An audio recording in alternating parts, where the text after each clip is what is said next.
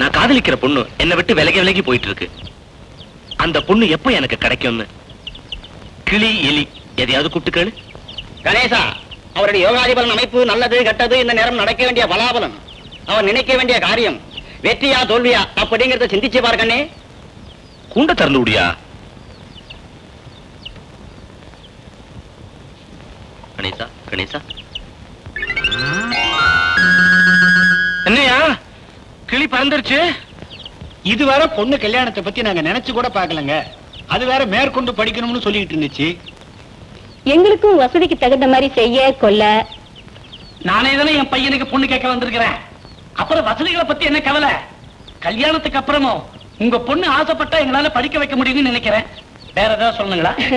அவளுக்கே தெரியாம நீங்களே அவளை தேடி புடிச்சு பொறுக்கிருக்கீங்க. வரேன். அதுல ஒரே பிரச்சனை, மூத்தது கல்யாண வயசுல இருக்கிறப்போ சின்னதுக்கு பண்ணா ஊர்ல ஏதாவது பேசுவாங்களோன்னு தான் அம்மாவுக்கு ஒரே கவலை. அதுக்கு ஒரு நல்ல பையனை பிடிச்சிடுறேன். ஆம்பளை கட்டிட்டா சந்ததி எப்படி வளரும்? அவரை ஏதாவது கேட்கணுமா? இப்ப என்னம்மா கல்யாணத்துக்கு அவசரம்? இத வழக்கமா எல்லா பொண்ணுங்களும் சொல்றதுதான். என்னமா சொல்லுது ஜானா? உடனே கல்யாணத்தை வச்சுக்கங்கங்கற.